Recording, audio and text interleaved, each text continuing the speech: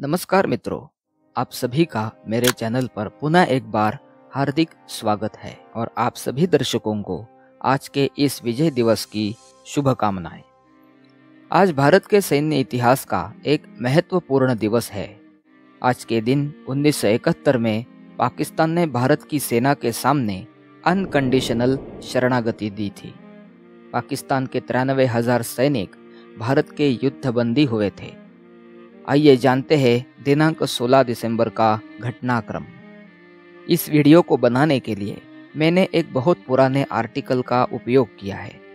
ये article lieutenant general Ashok Chatterjee ने लिखा था और वो सदर्न कमांड के general officer commanding in chief थे और 1971 में लेफ्टिनेंट जनरल जगजीत सिंह अरोरा के साथ थे।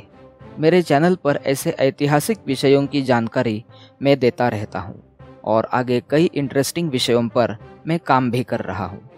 मेरे चैनल को आप सब्सक्राइब करें और चैनल को शेयर भी करें।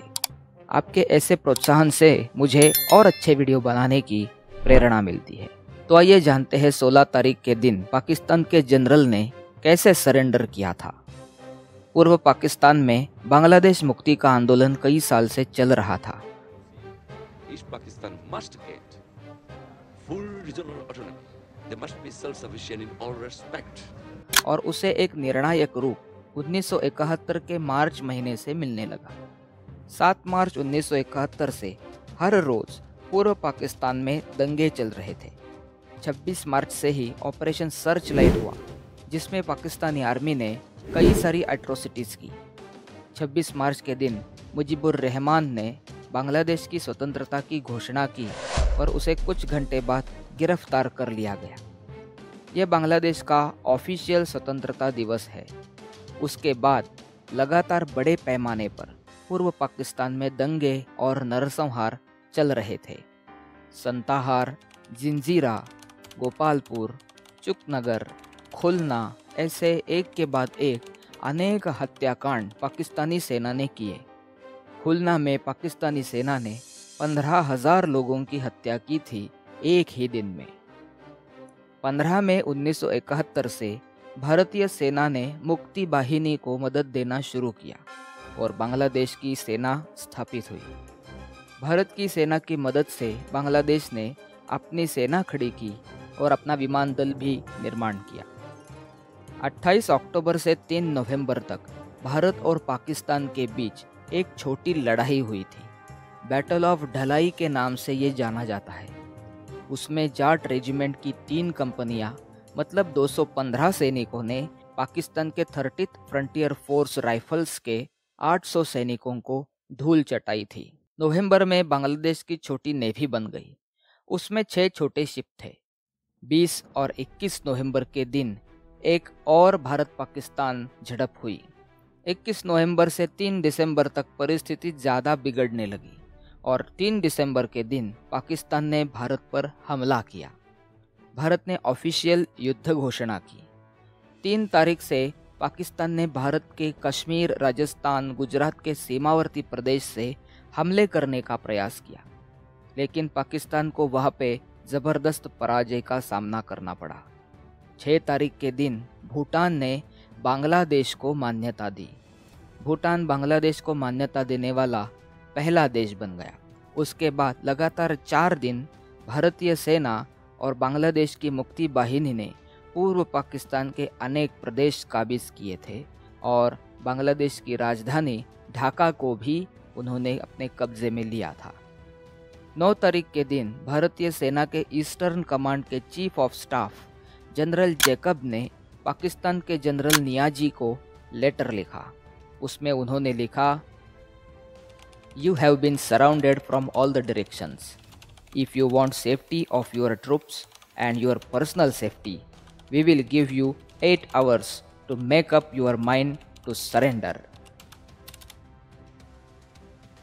In the event of total war, General, for how long could you hold out? We're all generally accepted that you're outnumbered by the Indians 3-1 in men and arms power. How long could you hold out? 3-1 doesn't bother me. उस दिन नियाजी ढाका में था। उस पर अंतर्राष्ट्रीय दबाव बढ़ता जा रहा था। और 12 दिसंबर के दिन वो आत्मसमर्पण के लिए तैयार हो गया। 13 तारीख के दिन पाकिस्तान की शरणागति के पेपर ड्राफ्ट किए गए।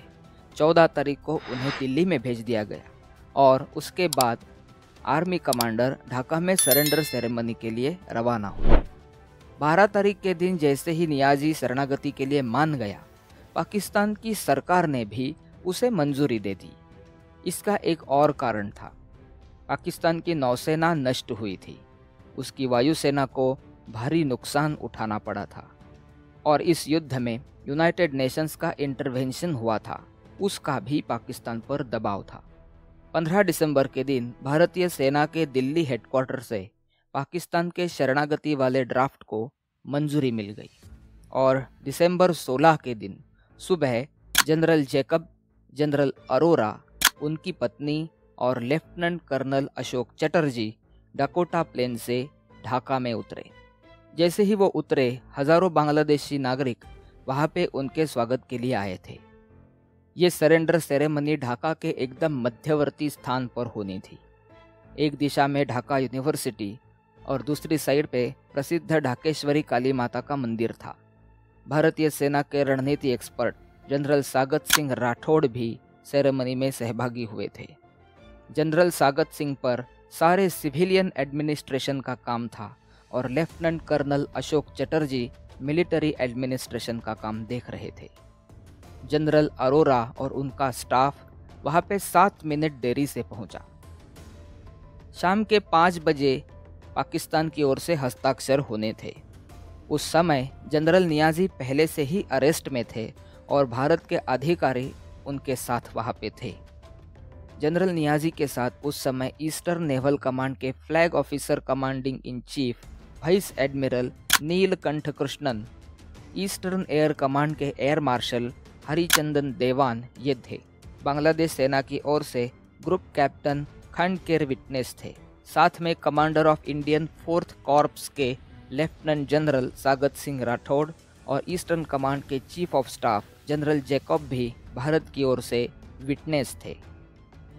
वो सरेंडर सेरेमनी 15 मिनट तक चली। जनरल अरोरा ने जनरल नियाजी को कहा, you sign the surrender papers. General Niazi उस पर बोले यस। उन्होंने सैल्यूट किया और अपनी स्वाक्षरी शरणागति के पेपर पर कर दी। जनरल नियाजी के साथ पाकिस्तान की ईस्टर्न नेवल कमांड के commander rear admiral Mohammad Sharif, Pakistan के ईस्टर्न कमांड के air vice marshal Patrick D Callaghan, उन्होंने भी शरणागति पत्र पर अपनी स्वाक्षरी की। जैसे ही ये स्वाक्षरी हुई, जो भी पाकिस्तानी सैनिक बांग्लादेश में ऑपरेशन में हिस्सा लिए थे वो सभी युद्ध कैदी बन गए। वैसे बहुत सारे पाकिस्तानी सैनिकों ने 12 दिसंबर से ही हथियार डाल देना शुरू किया था और भारतीय सेना के सामने वो शरण आए थे। पाकिस्तान की इस शरणागति के बाद उसके ऑफिशियल 2 टुकड़े हुए और बांग्लादेश स्वतंत्र राष्ट्र घोषित हुआ। अगले 2-4 महीने में लगभग 50 देशों ने बांग्लादेश को मान्यता दी। पाकिस्तान ने बांग्लादेश को 22 फरवरी 1974 के दिन मान्यता दे दी। भारत के पास पाकिस्तान के 93,000 युद्ध कैदी थे और 2 जुलाई के दिन शिमला में द्विपक्षीय वार्ता हुई। पाकिस्तान के राष्ट्रपति जुल्फिकार अली भुट्टो और भारत की प्रधानमंत्री इंदिरा गांधी के बीच ये वार्तालाप हुआ।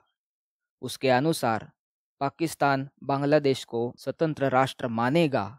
इसके उत्तर में पाकिस्तान के युद्ध कैदियों को भारत वापस करेगा, ये निश्चित हुआ।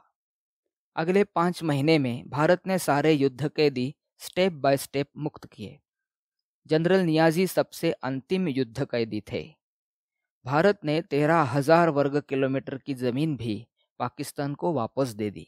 वो जमीन भारत ने युद्ध में जीती थी, फिर भी दे दी, लेकिन कुछ स्ट्रेटेजिक महत्व के स्थान अपने पास रखे। वो 883 वर्ग किलोमीटर के हैं। पाकिस्तान की शरणागति को आज 53 साल पूरे हुए, लेकिन पाकिस्तान उस हार से आज तक कुछ भी नहीं सीखा। वर्तमान में पाकिस्तान के आर्थिक हालात खराब होते जा रहे हैं और प्रतिदिन वहाँ पे इस्लामी आतंकी हमले हो रहे हैं। जैसी करनी वैसी भरनी। आप सभी को इस विजय दिवस के मौके पर फिर से एक बार हार्दिक शुभकामनाएं। अपेक्षा है मेरी ये वीडियो आपको अच्छी लगी होगी। आपकी प्रतिक्रिया आप कमेंट में ज़रूर लिखें। चैनल को अभी तक सब्सक्राइब नहीं किया है तो अभी कर दें और चैनल की लिंक को मित्र परिवार में शेयर करना भी न भूलें। मिलते हैं नए ऐतिहासिक विषय के साथ, तब तक के लिए धन्यवाद।